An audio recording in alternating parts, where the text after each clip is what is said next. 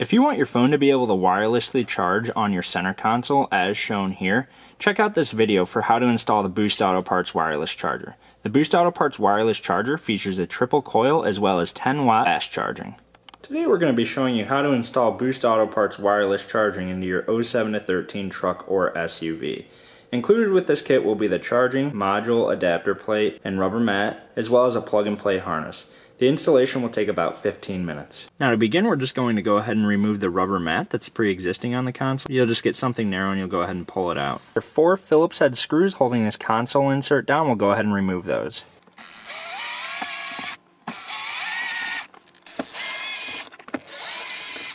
Now there are 8 Phillips head screws holding this cover on. We'll go ahead and remove those.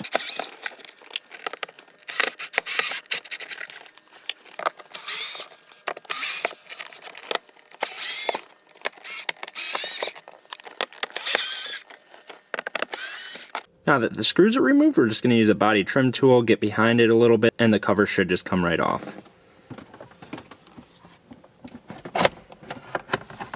You want to make sure that this latch clears right here, and you should just be able to remove it. Now there are 2 additional Phillips head screws located right up here. We'll go ahead and remove those. Now we'll go ahead and remove the center console insert. We've already removed the screws from the top. So we'll kind of pull it forward. You're going to see there is a latching mechanism right back here. It's going to have to slide off here, so just kind of keep your eye on there. So we'll just go ahead and remove this. Now we're going to take our 3/8 inch drill bit, and up towards the side with the latch, we're going to drill a hole. We're going to drill it right between these two towards the front. So we'll just go ahead and do that now.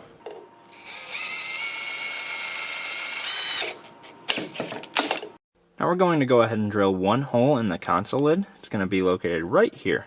So we'll just take our 3/8 inch drill bit and drill through. Now we're just going to take our charger, and the end with the cord coming out, we're just going to go ahead and pass it through the hole we drilled. And we'll just set the charger down.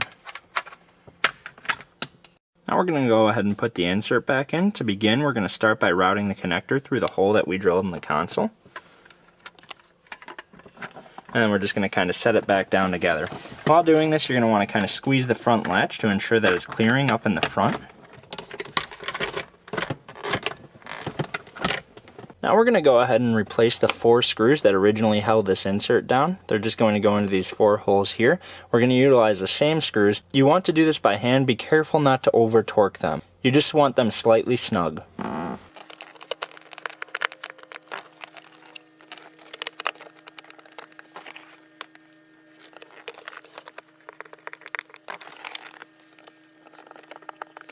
Now we're going to go ahead and put the 2 screws in that held the center console insert in.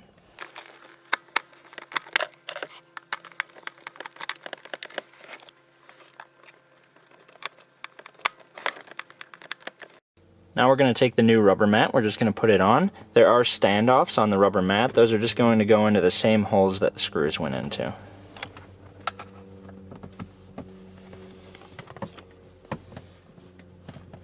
And then you'll just kind of want to take your hand and go over the switch area here, ensure that nothing's bound up there. Now we're in the back seat, we're going to go ahead and use the body trim tool, and we're going to remove this cover here.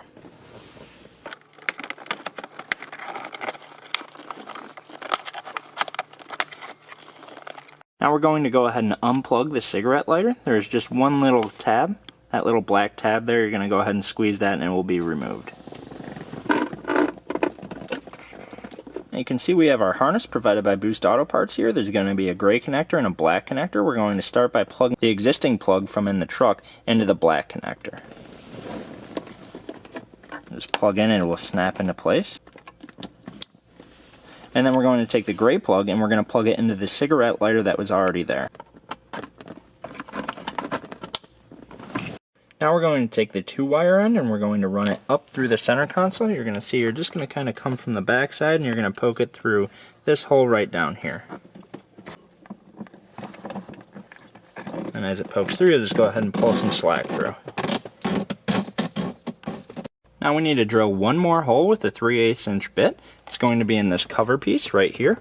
You can see you're going to have the latch up here. You're going to want to go into the bottom left hand corner right near this little boss, but not so close that you'd have the risk of damaging the boss. So we're just going to go ahead and drill. Now we're going to go ahead and take the wiring harness and we're going to pass it through the hole we drilled in the cover. And we'll just grab it on the other side, and then we're going to take it all the way up and plug it in to the charger up at the top. Then we're going to go ahead and put the cover back on. You want to start at the bottom and then work towards the top. With the harness, you want to make sure you pull a little bit of slack. Don't use zip ties anywhere. You want this to kind of have the ability to move because the lid needs to be able to open and close. But we'll just go ahead and kind of push this off to the side, put this up, again, start at the bottom.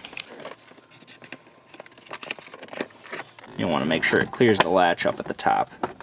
Now we'll just go ahead and replace the screws that hold this cover on.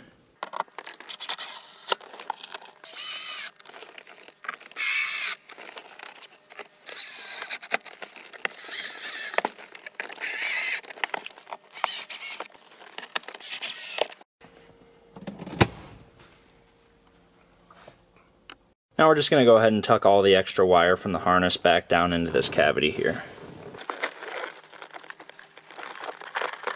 Then we're just going to take the trim piece and just place it back on. The body trim clips will go ahead and snap together. Due to the design of the harness, the rear 12-volt outlet will still function properly. Now the button is intentionally sub-flush so it cannot be accidentally pressed, so it will be a little challenging to press. The charger will default to mode 1, which is a red resting light. If you ever want to fully power off the charger, you can press and hold the button for 3 seconds as shown here.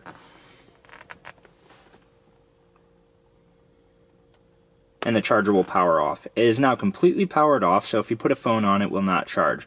If you want to turn it back on, you'll go ahead and press the button for 3 seconds and the board will come back on.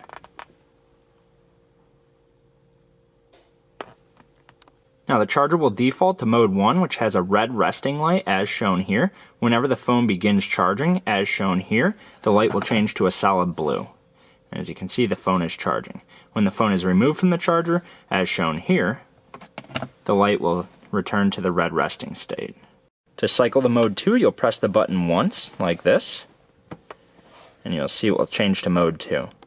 Mode 2 has no light on in the resting position. However, when a phone is placed into the charging area as shown here, the light will illuminate blue. If the phone is removed, the light will turn off completely.